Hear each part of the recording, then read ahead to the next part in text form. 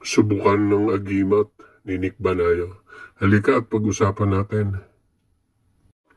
Pero bago ang lahat ng yan, kung bago ka pa lamang sa aking munting channel, ay inaanyayahan kita na mag-like, subscribe at pindutin ang notification bell nang sa ganon ay lagi ka updated sa mga bagong video.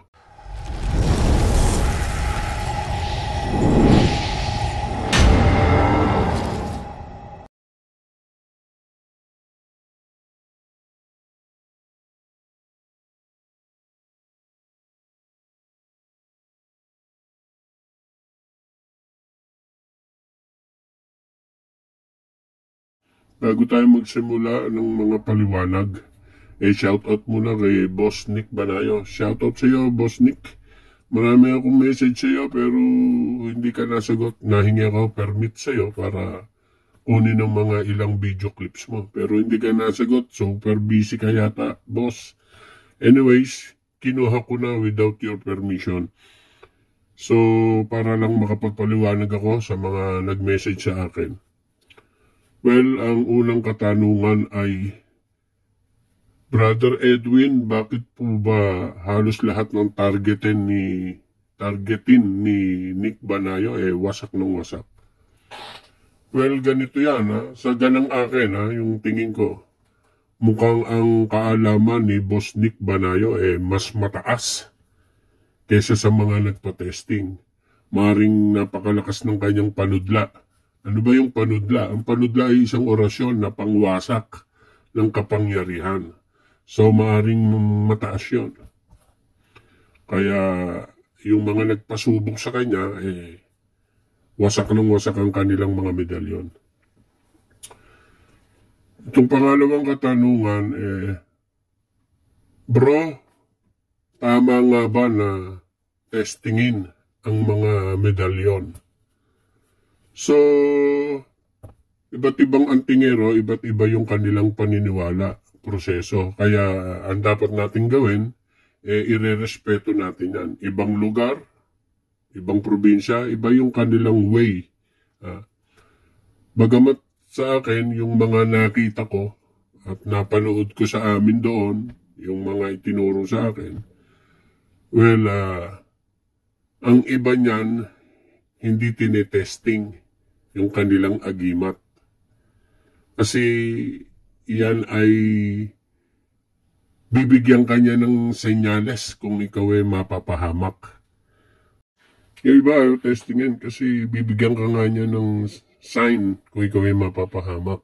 At saka automatic yan, gagana sa oras ng kagipitan.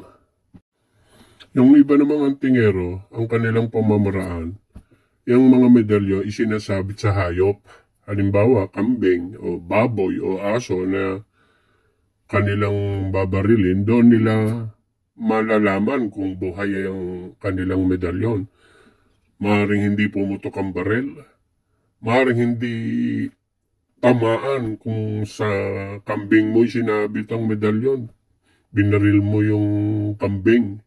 Hindi yung mismo medalyon ha. Yung kambing, hindi pumutok ang barel o hindi tinamaan. May tagaluwas. Ganon. Tagaluwas. Iwas bala. Ika nga.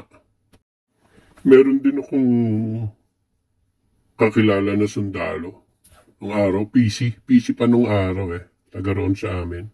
Meron siyang mga medalyon na parang magsilbing tagapagligtas kasi alam mo na, mga PC, mga sundalo nung araw, napapalaban yan.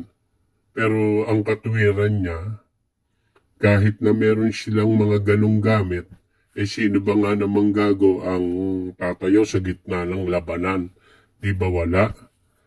Ganon. Kaya, ang katwiran ng ibang antingero, ang pinakamagandang anting-anting o agimat ay yung paniniwala natin sa Diyos Ama na may gawa ng langit at lupa. Itong video na to ginawa ko para magpaliwanag lang base sa aking nakagisna noong araw. Tulad nga ng sinabi ko, iba-ibang antingero, iba't ibang lugar, iba-iba ang proseso nila, paniniwala, kung dapat nga bang tinetesting yung mga anting-anting o hindi, o dapat bang binabarel. Meron din akong nakitang mga antingero na nagsabit din ng ganyan. Yung parang kay Nick Banayo, sasabit sa karton, tatargetin. Pumuputok ang barel, pero hindi tinatamaan kahit yung karton. Umiiwas ang mga bala. Kasi, kung ikaw ba naman ang babarel sa kalaban mo na may medalyon, hindi naman yung medalyon ang titry mo, di ba? Yung katawan mismo ng tao.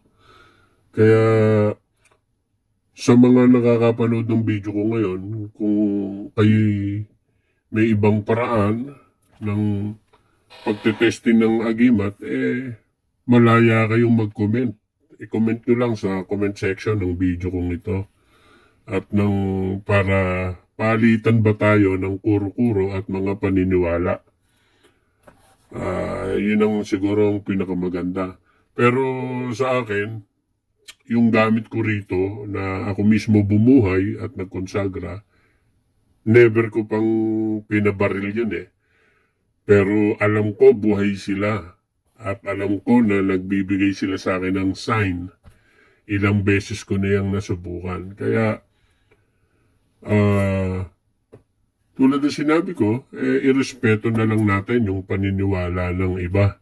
Kung paano sila mag-testingan. Pero maganda rin, di ba? Nakikita natin. Kasi yung iba, lalo yung bumibili ng medalyon. Siyempre, curious yan. Paano ba malalaman kung gumagana itong binili ko na medalyon na to? Hindi kailangan talaga testingin. Diba? Kaya, nasa tao na yan kung paano. Pero, ako yung nag-iisip din, bakit nga ba tayong mga Pilipino, dyan sa mga anting-anting umaasa na tagapagligtas o ililigtas ang ating buhay. Kasi yung akin, para sa akin, ako may gamit din pero bihira akong gamitin bihira ako isuot. Depende rin sa mood ko. Kasi para sa akin, ipinaubaya ko ang buhay ko sa Diyos Ama. Hindi dyan sa medalyon. Hindi yan ang magliligtas sa akin, kundi yung Diyos Ama. Dahil yung Diyos Ama ang nagpahiram sa atin ng buhay. Tulad ng sinabi ko, malaya kayong mag-comment sa comment section ng aking video. At sa ganon, magkapalitan tayo ng mga kuro-kuro at kaalaman. At magandang gabi sa inyong lahat, mga kapatid. At sana'y nakatulong ang aking konting paliwanag tungkol sa mga subukan ng anting-anting at agimat. At maraming salamat po sa mga sumusubaybay sa aking video. At awa ng Diyos, mahigit 7,000 na po ang ating subscriber.